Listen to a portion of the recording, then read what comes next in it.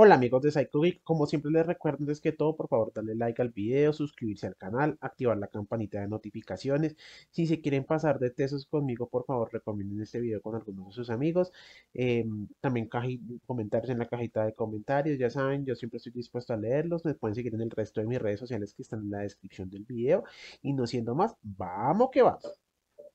Bienvenidos de regreso amigos de Psycho Geek. El día de hoy les traigo la reseña y crítica de The Last Voyage of the Demeter o Drácula Mar de Sangre como lo tradujeron por estas tierras. Es un título recientemente agregado al catálogo de Max y estrenado oficialmente en cines en el 2023, siendo uno de los grandes fracasos del año pasado según su casa productora. Sin embargo, como ya sabrán, soy un fan de las películas de terror y los vampiros, así que me decidí a darle una oportunidad de esta cinta. Si te quieres ahorrar el tiempo y verla aquí, te dejo un resumen y opinión de esta película. No dándole más largas, vamos que vamos. Para quienes quizás no lo sepan, The Last Voyage of the Demeter es una adaptación e imaginación de un pequeño pasaje, incluso más corto que un capítulo del libro de Drácula de Bram Stoker.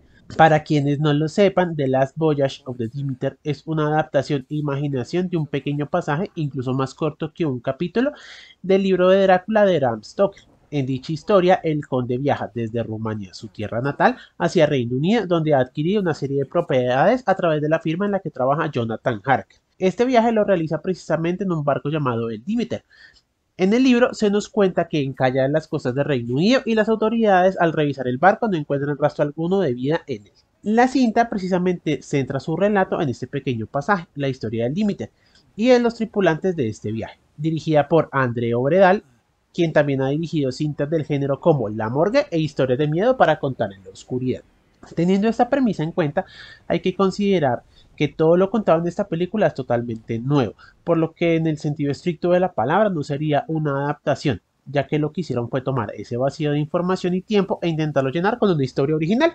Como siempre, primero vamos con el resumen y hago alerta de spoilers para quien aún no haya visto y quiera ver la película. La historia comienza en la cercanía de un pueblo de Rumania, donde un grupo de personas transportan varias cajas con un símbolo de un dragón para ser embarcadas en el Demeter, que pronto partirá hacia Londres con su cargamento. En el proceso de embarque y luego de un accidente, uno de los tripulantes del Demeter abandona el viaje, por lo que el capitán decide reemplazar a ese tripulante con Clemens, nuestro protagonista, un médico y hombre de ciencia que viaja por todo el mundo tratando de descubrir los misterios de este. Los primeros días del viaje transcurren sin mayores dificultades, mientras nos presentan al resto de la tripulación, en la que tenemos al de dos mochos de Davos Seward como el capitán, a Toby como el nieto de este último, Wojciech como primer oficial y Olgaren.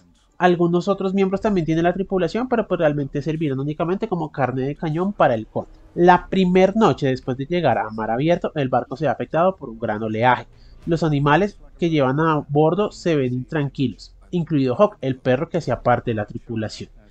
Clemens es el encargado de revisar la carga, donde encuentra una de las cajas estropeada con tierra saliendo de ella. Al acercarse a esta tierra, encuentra a una mujer inconsciente y aparentemente bastante enferma. A pesar de la negativa de varios de los miembros de la tripulación, Clemens decide ayudar a la mujer haciéndole transfusiones de sangre y cuidándola algunos días, logrando descubrir que su nombre es Ana y que sufre pesadillas prácticamente todo el tiempo mientras está dormida.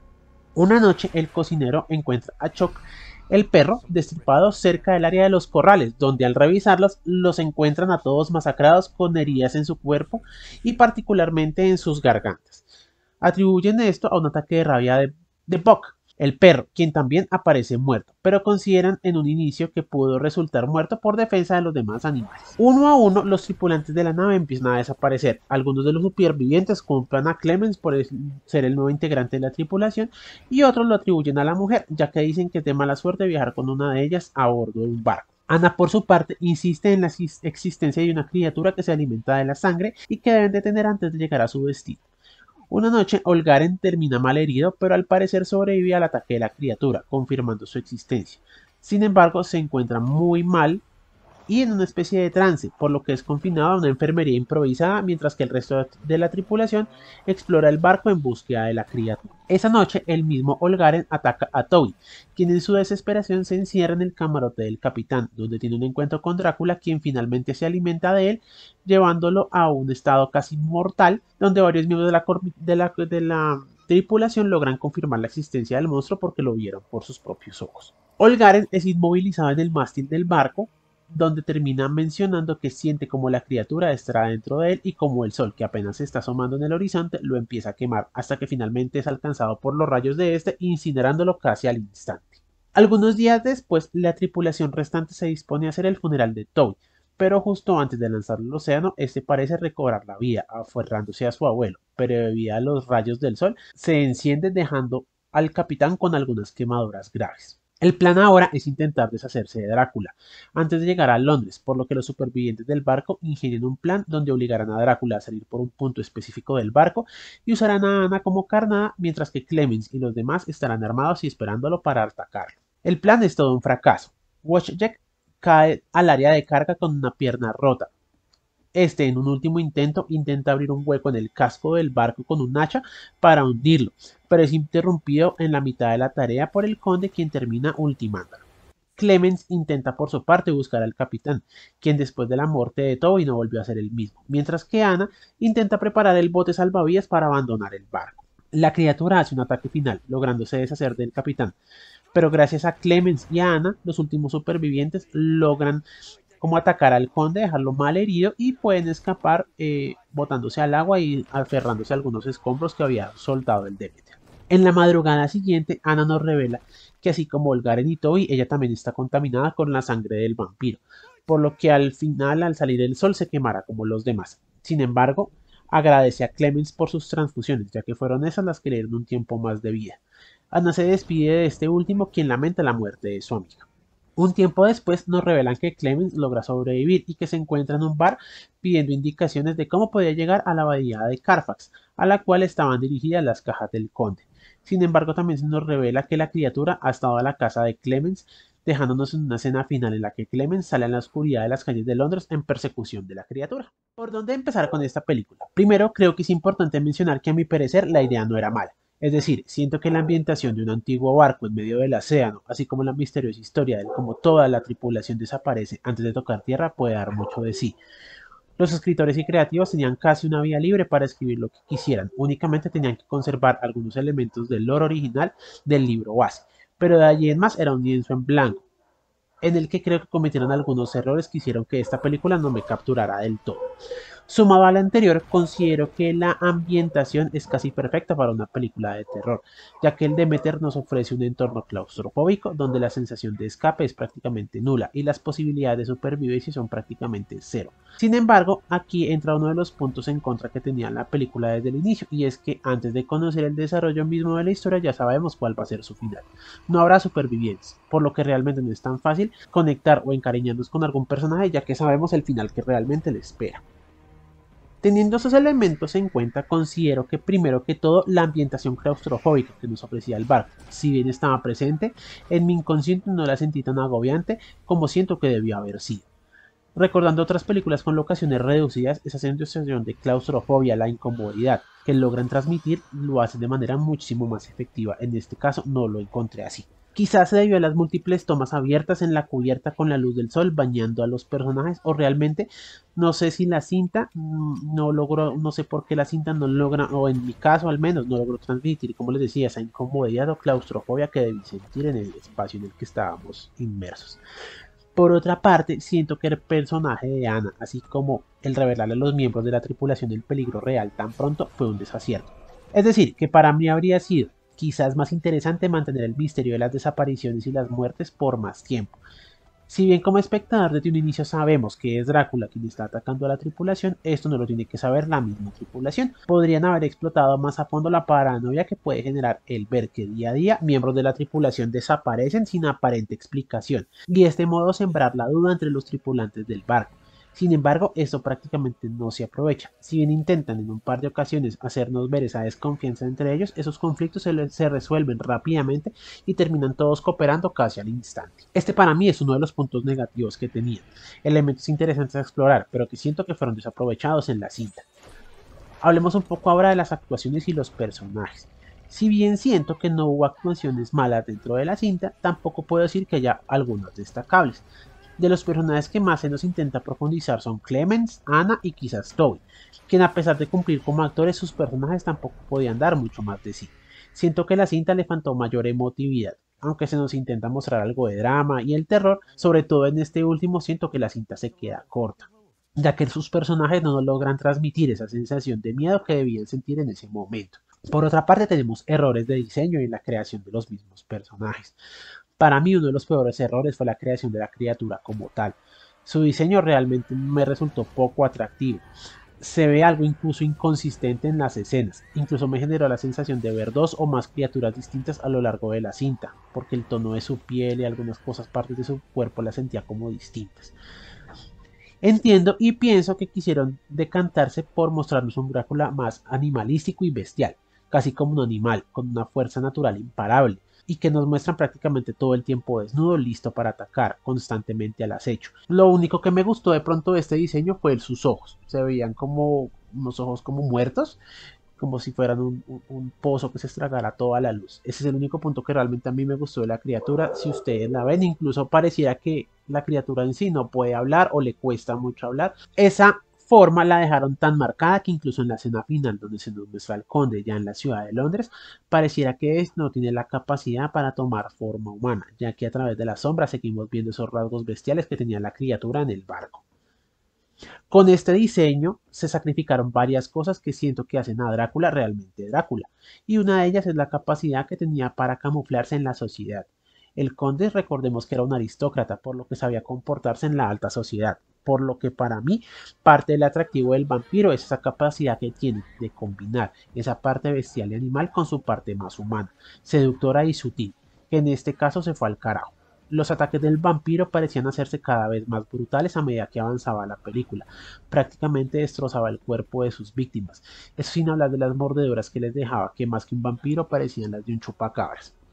Es decir, parte de lo que también hace, entiendo y creo que hace interesante a los vampiros es como ese misterio del que mata a las personas. ¿Sí? Las personas normalmente van a tener de pronto sus marcas en el cuello, pero nada más, unas marcas mucho más como sutiles. Pero en este caso sí parecía como si los hubiera atacado un monstruo porque los dejaba despedazados prácticamente. Para mí, en este punto, fue inevitable entrar en comparaciones con la serie de Drácula de Netflix, donde en el segundo capítulo nos cuentan también el viaje de este barco, cosa que en la serie siento que fue mucho mejor lograda, al menos en términos de guión y de historia. Y para quienes no la han visto, no han visto sobre todo esos dos primeros primeros capítulos de esa serie a mí me parecen muy buenos. El tercero realmente a mí no me gustó, siento que fue un cierre bastante como flojo y ya demasiado como irreal, por llamarlo de alguna manera, de la historia del Drácula. Pero como tal, estos dos primeros capítulos a mí me parecieron muy buenos. Finalmente, otro punto que quiero tocar es la falta de coherencia interna y claridad, por llamarlo de alguna forma. Quizás esté sobrepensando esto, pero en teoría, previo al viaje del barco, Drácula dejó cautivo a Jonathan Harker, que era este vendedor como de bienes raíces, precisamente para irse alimentando de él, ir aprendiendo de él, aprender inglés y demás. Y de ese modo reponer digamos ganar fuerzas para el viaje que le venía por delante. Por lo que mostrarnos en esta película nuevamente a un Drácula debilitado, sobre todo al inicio, en un inicio cuando él sale de su caja de donde estaba durmiendo, se le ve bastante debilitado, prácticamente no puede caminar, casi que se arrastra todo el tiempo. Por otra parte, también dentro del lore vampírico no tiene mucho sentido que todo el ser humano del que Drácula se alimente termina convertido en un vampiro o en una criatura de la noche. Si fuera así, realmente ese tipo de universos estarían invadidos de vampiros, serían, piénselo, casi como una plaga zombie. Llegaría a un punto en la que prácticamente serían imposibles de detener, porque cada vez va a ser exponencial la contaminación si fuera como una especie de virus. Originalmente y normalmente para ser un vampiro no solamente basta con que éste se alimente del ser humano, sino que también tiene que compartir parte de su sangre con la víctima. En esta película se nos muestran tres víctimas normalmente, todas ellas transformadas en vampiros, sin contar las que igual de las que el Drácula se alimentó, pero pues que como que se deshizo de los cadáveres y realmente no se supo qué pasó con esos cadáveres. De esas tres víctimas también, o proyectos de vampiros, por llamarlo de alguna forma, los tiempos y condiciones de transformación son bastante erráticos. Primero hablemos de Olgaren, que por su parte parece que nunca realmente murió. Después del ataque de Drácula, él queda bastante mal herido, como les comentaba, lo dejan como en esta especie de enfermería improvisada. y después ataca a Toby, después de eso lo amarran en el mástil y termina finalmente pues quemado por la luz del sol.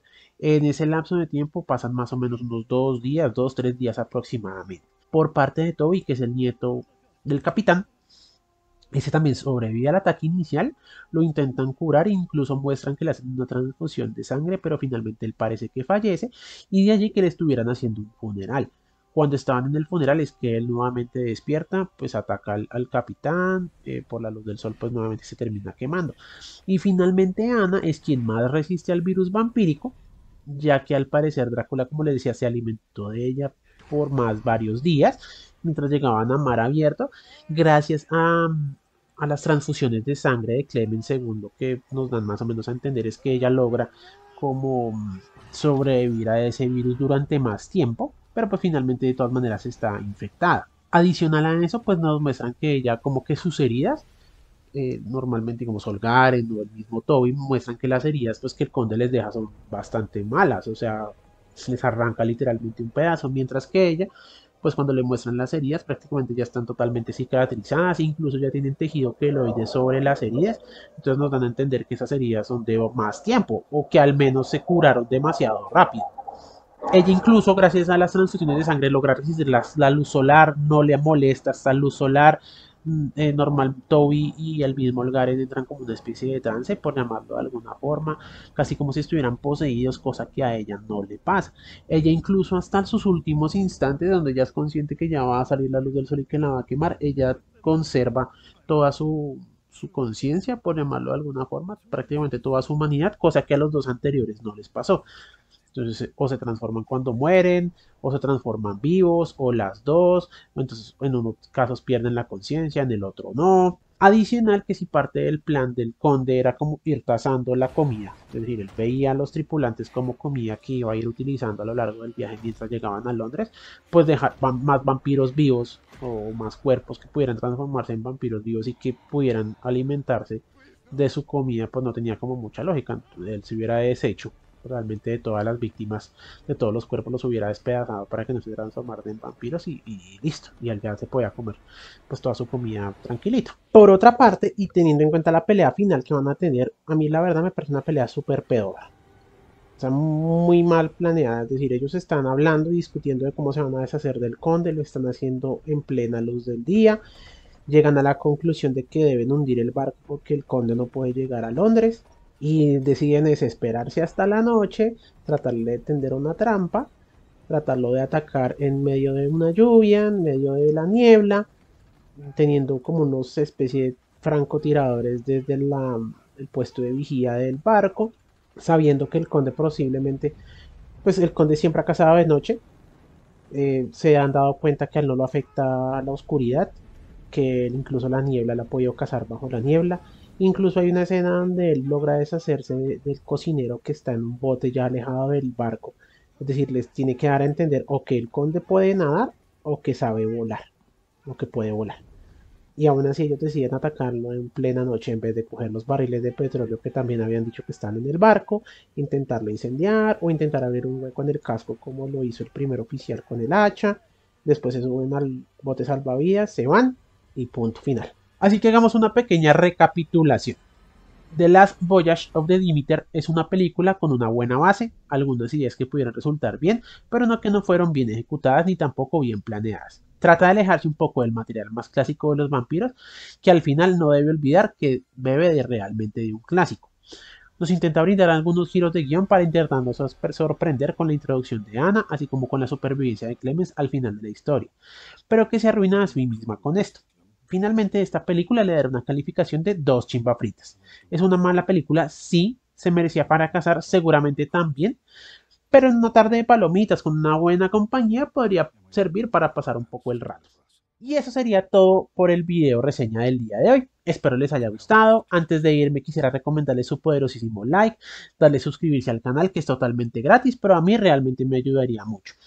Y cuéntenme ustedes ya se vieron esta película, si es así, ¿qué les pareció? ¿Qué otros títulos, qué otras películas me recomiendan para esta sección? Estas preguntas o cualquier otro comentario que me quieran dejar, ya saben, me lo pueden dejar en la cajita de comentarios. No siendo más, yo soy Sebastián, me despido, soy Psycho Geek y nos vemos.